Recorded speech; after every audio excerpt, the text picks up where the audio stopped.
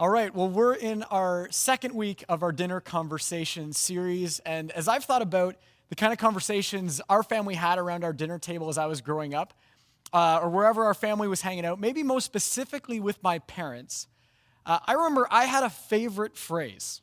My mom reminds me of this all the time. I had a favorite phrase with two small words, and those words were yeah, but. Yeah, but, as in, Jeff, you have to eat your vegetables. Yeah, but, Jeff, it's time to turn off the TV. Yeah, but, Jeff, you got to do your homework, you got to go to bed, or you can't use the car this weekend, or make sure you're home by 11. Yeah, but, yeah, but, yeah, but. I love to have a rebuttal or have an argument. Frankly, most of the time I thought they were pretty good. But I like to push back on my parents. And I don't know what that looked like in your home, what your conversations were like, but I think we all do that in some way. When we were kids growing up, we push back on our parents. And that's just one of the many challenges of parenting. And that's what we want to talk a little bit about today. Parenting dynamics and the challenges and traps that we can fall into as parents. Now, before we get into it, a couple things I want to say. First, similar to if you were here last week, Mike Krause had said this, anytime we do a family-oriented series like this, we spend a couple weeks on family dynamics. We appreciate that everyone comes from a different situation. And everybody's in a different stage of life. But if you're not a parent this morning, I hope that you don't check out right away, because I think there's something we can all take away from this conversation. First of all, we've all had parents. We've all been brought up by parents in some way or another. We all know parents. We talk to other parents. Maybe we know kids who are having different challenges with their parents. And so I hope in what we talk about today, there's something for everybody in how we're going to think about parenting. Now, at the same time, we appreciate that when we have some of these close-to-home conversations, that at times they come with a lot of baggage and a lot of pain. And when you think of parenting situations in your life, whatever your upbringing was like or whatever your parenting experience has been so far, or maybe you're in a place where you've longed to be a parent and it hasn't come to be, if that's you, we want to be sensitive to you. We want you to know we love you. There's no shame here, anything like that. And not only, I think, can this conversation be relevant to all of us, but I pray and I think that it can bring hope to us, especially in the midst of painful or difficult conversations. So if we can stick in this together, I think there's going to be something that we all can receive through this conversation. Now, finally, this will not come as any surprise to any of us, and it doesn't take Captain Obvious to point out, but I am not a parenting expert. I am not a parenting expert, and I'm not going to pretend to be. For those who don't know me, my wife Lindsay and I, we do have kids. We have 3 kids of our own. I think we've got a photo there we can throw up. It's our daughter Haley and our 2 boys, Paxton and Beckham. And in the spirit of the game that we played earlier, I guess if there was a trivia question for this photo, it might be which kids ended up cross-eyed after having their goggles on for too long. But yeah, we've got young kids. We're at the early stage of this parenting journey. And this morning, I just want to share some learnings, some biblical perspectives that I know have been helpful for me, some mistakes that we maybe are struggling through. All of it, though, as a fellow parent, a fellow journeyer on the road of parenting. So definitely not an expert here, okay? But as we get into it, the approach that we want to take to this morning's message is a bit similar to what we did last week, where Mike Krause responded to an article, a very popular article on marriage that was in the New York Times. Now, the idea for this parenting conversation actually originated from an article that was in Maclean's magazine. It was an article written just over a year ago in January 2016, and it was called The Collapse of Parenting. The Collapse of Parenting, with the subtitle, Why It's Time for Parents to Grow Up. Now, this article, a few days after it was posted, it went viral. It was shared all over the place. Tons of people were talking about it. Maclean's was getting all kinds of reactions on their website and whatnot. It seemed to be a conversation people were having around their dinner tables. And as is the case, around issues like parenting and whatnot, there was all kinds of reactions. Everything from praise and affirmation, people saying, finally someone's saying what needs to be said, all the way to harsh critique and disagreement and everything in between. But when we came across this article, we thought there was something worth tapping into that's relevant today, maybe even at a spiritual level. Now, the big idea of the article is that parents today are no longer performing the functions of parenting. That parents today are no longer actually performing the functions of parenting. That parents, whether they mean to or not, are sort of abandoning their role as parents in the relationship, and now parents are tending to behave more like peers than parents. That primary caregivers are taking off the parenting hat and behaving more like peers with their kids than parents. And the experts in the article would say, this is actually not good for our kids. Now, I don't know if you connect with that idea right away. I don't know what your reaction to it is. You're welcome to read the article for yourself. You can check it out online. We posted it on Facebook earlier this week. But as I thought of it for myself, and even in our young stage of parenting where Lindsay and I are at, I thought I could relate to that dynamic of at times wanting to remove the parenting hat and maybe even treating my young kids a little bit more like parents or like peers than in a parent and child dynamic. Now, parenting is hard right from the get-go, and I think there's a few reasons for that. When you think about it, the institution of parenting is one of the craziest institutions in the world. Our society is pretty up in arms these days about how someone gets into a prominent position of power. I think we're aware of that. There's lots of stuff going on in politics and whatnot these days. But when you think of the parenting role, the parenting institution, to become a parent and have this direct control and influence over the life of another human being, not to mention have the responsibility for their survival, and these are people who will eventually be the next generation of our society, there is no screening process. There are no interviews. There's no process to determine legitimate candidates. There's no election. There's no Senate confirmation. There's no reference checks. It can kind of just happen in the way that we know that it happens. And not only is there no screening process, but when you actually become a parent, there's no agreed upon training manual. And there's no one-size-fits-all course that you can take that's going to make sure you're prepped to be an expert parent. You just drive home from the hospital with this little bundle smothered somewhere in the car seat that took you 3 hours to install, and then you get home and you take over. And it's your responsibility to make this child survive and hopefully thrive. And it's an overwhelming feeling. At least that's what I remember it feeling like when we first took Haley home from the hospital. Now, not only does nobody know what they're actually doing with an infant the first time they come home, I think there are some pressures in our society that are very real today that also are creating this problem that the Maclean's article spoke to, the collapse of parenting. I think there's pressures about all of the opinions that are out there, about the many decisions a parent has to make, and if you get any one of them wrong, how you might mess up your kid's life or ruin any opportunity for a healthy relationship with them in the future. You know, there's blogs and there's books and there's chat rooms and there's chatter on the schoolyard and at the hockey rink and in all of your social circles about what it takes to get parenting right. Everything from making sure you have the right stroller or the right car seat, to figuring out whether you're going to use the baby backpack or the baby wearing system, or, should you get your kids the flu shot, or can they eat meat, or do you need to go vegetarian? Or how do you determine which oils are essential and which ones are not essential? As they get a little bit older, school choices. Is it going to be private school, homeschool? Do they need to go to Montessori school? Is it French immersion or English school? Can you sign up for swimming and piano lessons at the same time as gymnastics? All of these challenges, even, are you going to get more family photo likes on Facebook or Instagram? All of these big decisions that parents are pressured with in our society. And I think there's an anxiousness that it creates, a fear of getting it wrong, that is leading parents to abandon the functions of parenting, to take off their parenting hat and behave more like a peer with their kids than a parent. And once again, the experts cited in the Maclean's article would say, this is actually not good for our kids. There's something that they're going to miss. And I think the Bible would say something similar. So this morning, to respond to that problem and respond to that article, we want to look at two biblical, there we go. We want to look at two biblical dynamics of parenting. And as I was trying to grab my trusty marker here, we're going to get ready for some artwork that will help us frame this conversation.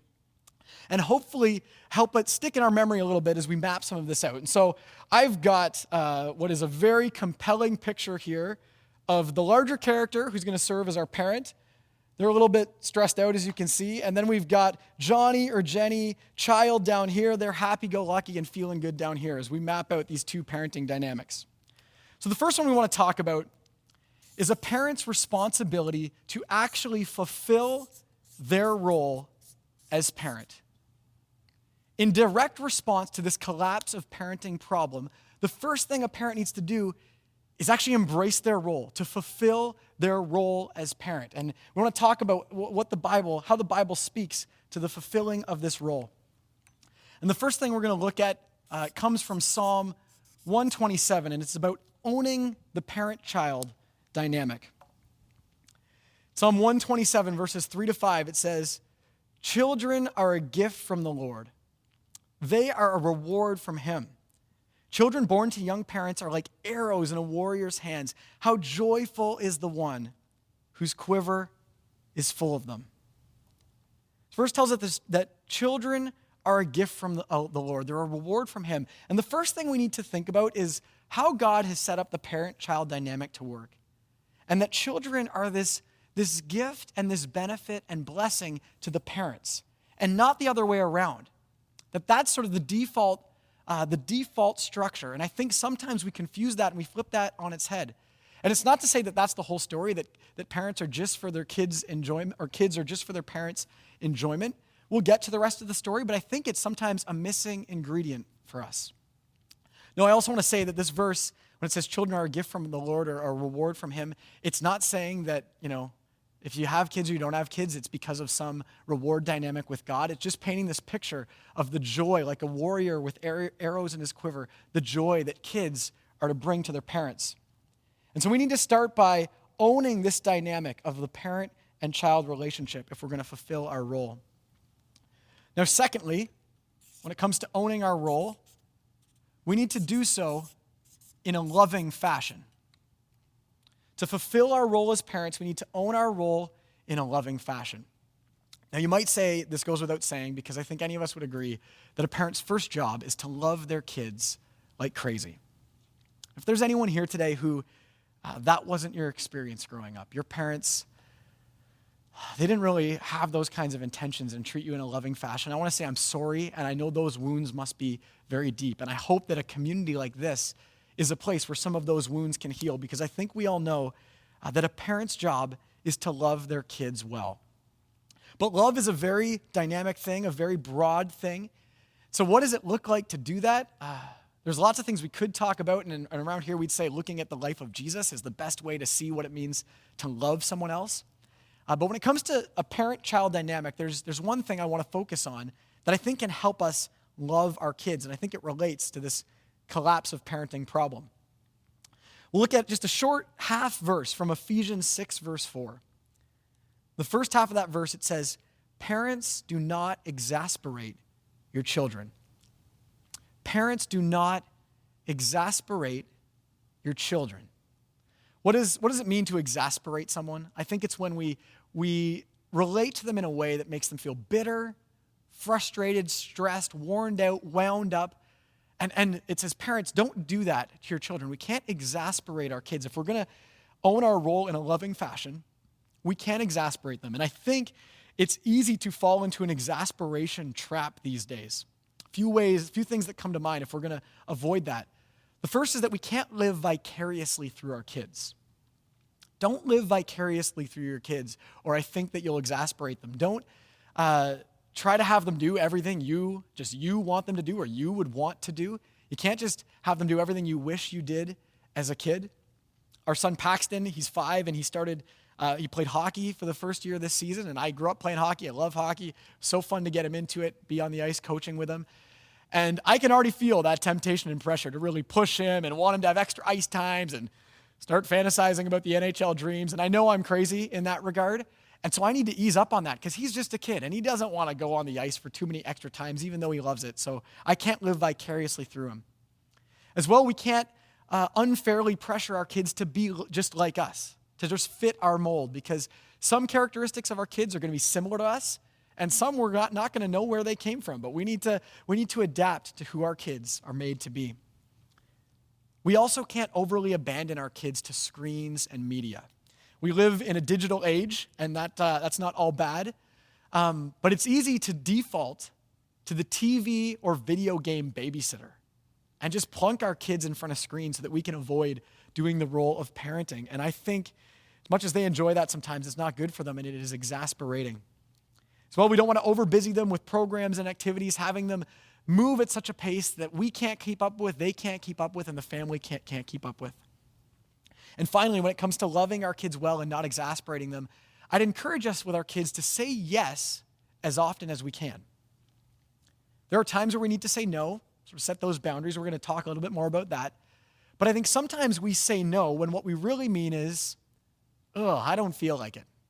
Or if I say yes, that's going to be a lot of work for me. Or if I say yes now, I'm going to have to negotiate what that means for your brother and sister. And then I'm going to have to do what? I'm going to have to parent them.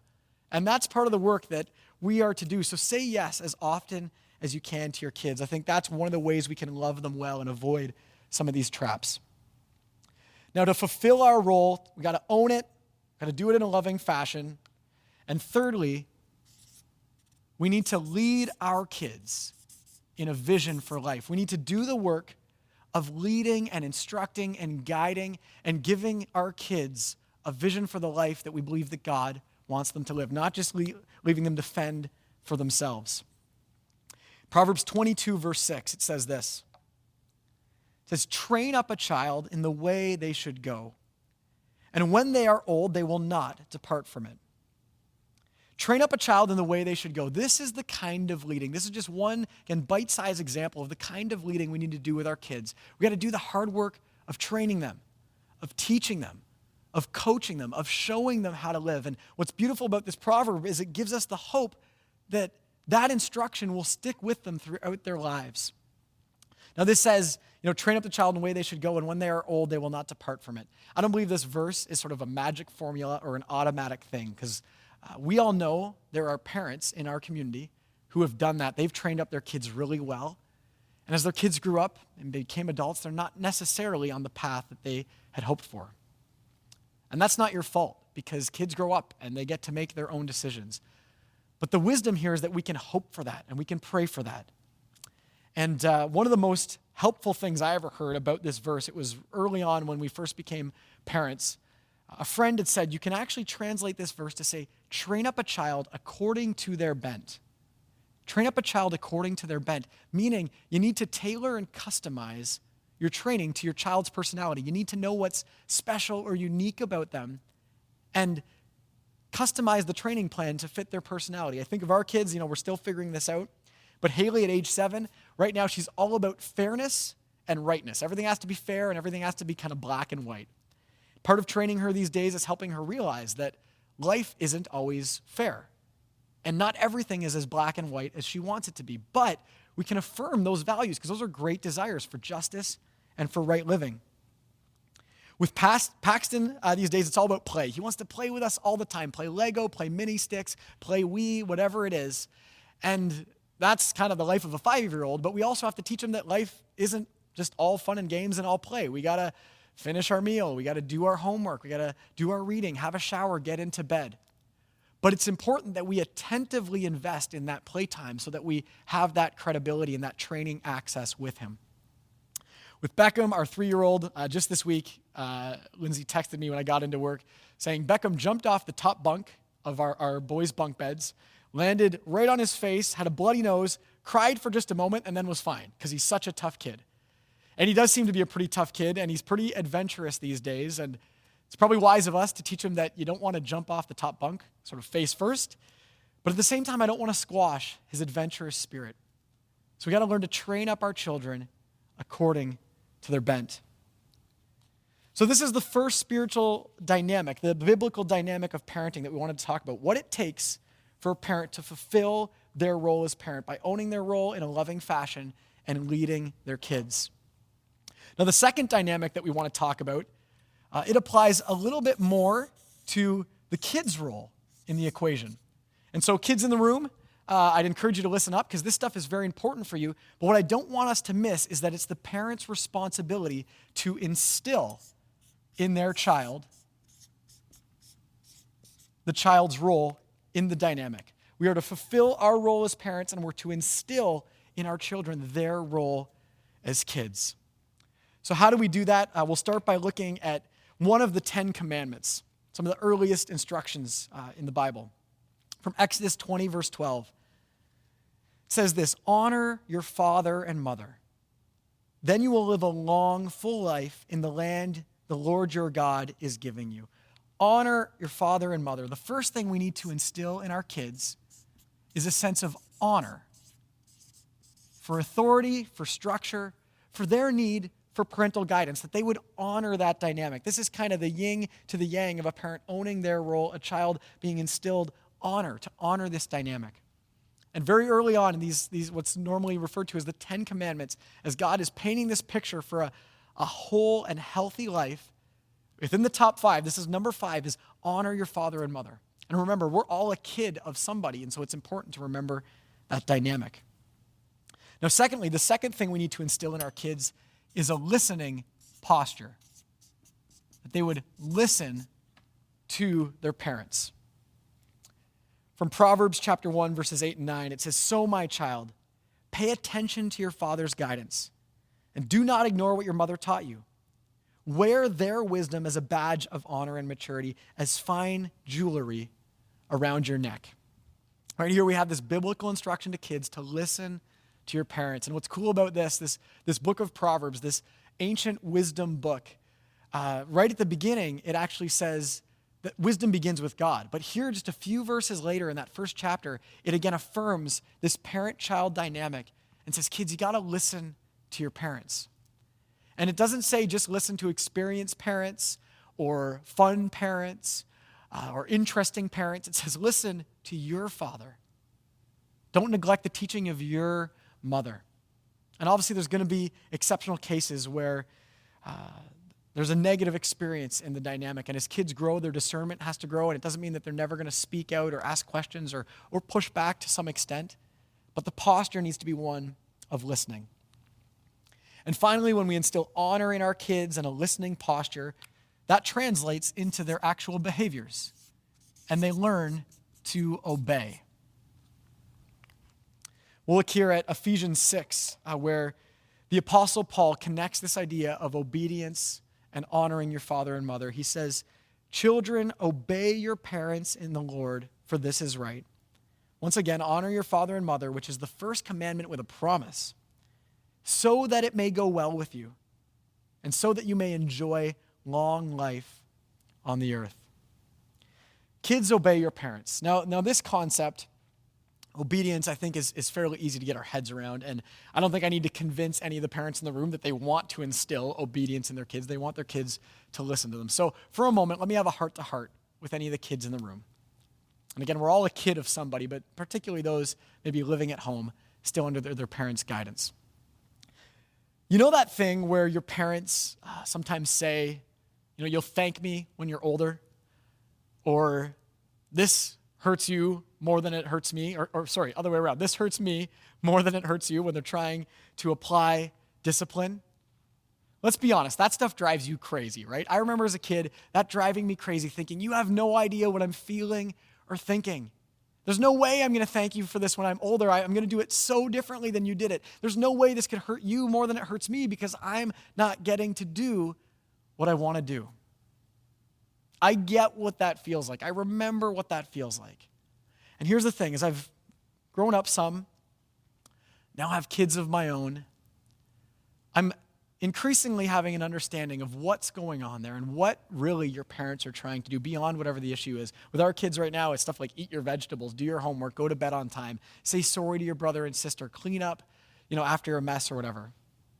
As they get older, I know it's going to be, rules around cell phone use, that kind of thing, conversations about dating, vehicles, curfews, all that kind of stuff. I don't know what the issue is in your house right now. But when your parents are trying their hardest to get you to obey, what they're trying to do is instill character in you. Help you grow in your maturity and your integrity as you learn what it's like to listen to instruction. And those things are a real gift. Those are the things that come with that promise of a full life, of a fuller experience of life. So kids in the room, my encouragement to you as a kid that can relate to what you're talking about or what you feel in those moments is to try to graciously receive that gift and understand what your parents are doing as they try to instill that kind of maturity in you. So these are the dynamics that sort of the Bible lays out for us of a parent needing to fulfill their role, overcoming the collapse of parenting, and take responsibility to instill in our kids their role. And a couple things I'd say, I know this creates tensions and it's challenging at all the different stages. First of all, there's some great material you can look at called the 5 stages of parenting. I don't have time to get into it right now, but we can post it online or you can get it from us. It talks about how you have to look at parenting through a slightly different lens, through all the stages from birth to adulthood. And it gives a really helpful framework of how you can filter this content, whatever stage you find yourself at. As well, I think it's very important that as parents, we talk about this stuff with our kids. We actually engage our kids in the parenting conversation. Jeff Lockyer said, as we were thinking about this message, that it would be wise for parents to parent overtly with their kids and not covertly.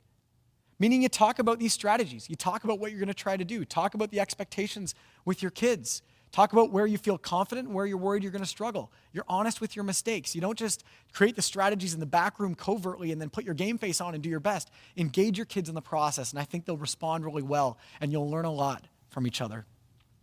As well, don't parent alone. Do this in community. We believe quite literally that it takes a village to raise a child. And so lean on other adults, talk to other parents, talk to other families. Come to environments like this. Maybe you need to join a life group that's doing a parenting curriculum or a mom's group or a dad's group. Don't be afraid to get your kid in relationship with other adults that you trust. Someone that you trust, that will have their back, maybe a coach or an aunt or an uncle or a family friend or maybe a youth pastor. It's such a great way for a kid to have an influence with a different perspective, an adult who can actually have a bit more of that peer-to-peer dynamic with your kids. I think those are some of the ways we can manage the tensions and the challenges that come at all the different stages of these 2 parenting dynamics, fulfilling and instilling our role. But finally, as we wrap up this morning, I think the most important thing to this whole parenting challenge, this whole collapse of parenting, and the thing that can apply to all of us, I think has to do with our relationship to God. We talk about the collapse of parenting, parents choosing the peer-to-peer dynamic rather than the parent-child dynamic. I wonder sometimes how much have we done that with God as well? And how has that not been good with us? Good for us? Have we abandoned the role of that the spiritual parent wants to play in our lives? Because you see, this model actually comes from the way in which God wants to relate to us, wants to wrap his parenting all around us, fulfilling his role as parent and instilling in us our role as his kids. That is exactly what he's longing to do. So how much are you making space for God to parent you in your life? How much are you letting him own his role because he'll do it perfectly? How much are you letting him love you in however he's going to guide and instruct you because he's got a great vision for our lives?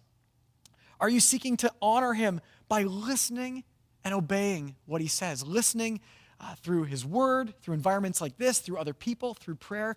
And when you hear what God says, when you sense what he's speaking into your life, do you respond? Do you change your priorities? Do you confess of mistakes when you make them? How much are you letting God be your spiritual parent? Because all of this comes from that model, the model that he wants to interact with in our lives, the way he wants to fulfill his role as parent and instill in us our role as kids. And frankly, as much as we can learn from this framework, we're not going to get it right all the time. We're going to make mistakes, and we can be gracious with one another, and I think we can find freedom in that. But the best thing we can do is look to our spiritual parent in those tough times, in those yelling matches, when those doors get slammed, when the silent treatment gets enacted. Could we let our spiritual parent parent us so that we can be the parents that we want to be. You know, for me, when I'm not parenting well, when I'm maybe feeling a bit stressed and anxious and I find myself yelling more than I want to, having a quicker temper than I want to, being on autopilot with my kids and not really engaging or interacting, I actually found myself there recently, just a couple weeks ago, when I was thinking about this talk that I'm going to give to try to share some amount of parental wisdom, and I needed to lean in to my spiritual parent. For me these days, that looks like just making enough space to be quiet before God and remember the role that he wants to play in my life. And I sense God sort of put on my heart sort of this thought, that in the earliest parts of the Bible, in the earliest parts of the scriptures, what was interesting throughout the stories is God would reveal himself to people. At times it was tough for them to name him, to give God a name. There's lots of names that were given, but it was tough to sort of nail that down. And really, the best that they came up with in the Old Testament is the one who is, the one who exists. God who says he's I am. That was how they described him. But when Jesus came along, and we believe that Jesus is the fullest picture, the clearest picture and full manifestation of who God is and what God is really like. And when Jesus came along, guess what name he said we could refer to God as? He said that we could call God Daddy. That we could reach out and call him Daddy. And I believe that the heart of God, the Spirit of God, is equally represented as mommy. That we have a spiritual mommy and daddy that is more than capable of fulfilling his role. And he has our absolute best interests in mind, and he is so eager to instill in us our role of following him, helping us follow Jesus into the life that he has for us. If we'll just allow him to do that, turn to him and do that. I don't know what your story is and your parenting experience has been. We all have our own stories and experiences. Maybe for you, you didn't have a good experience with your parents. You were neglected, you were abused, you were wounded pretty deeply. Maybe you've made some big mistakes as a parent, caused quite a bit of damage. Maybe it hasn't been fully repaired and the relationship with your kids isn't great. Maybe you're a single parent and all credit to you. You're doing the courageous job of trying to manage it all on your own, but you're up to your neck in trying to make all of this stuff work. Maybe you have a kid who just isn't making life easy. You're doing your best to do the training, but they're not really living up to their side of the deal these days. Maybe some of us have lost a child somewhere along the way. And that opportunity to parent has been stolen away from us, and this creates a lot of heartache. Maybe, I know there's some people here that all you have ever longed for is to be a parent yourself.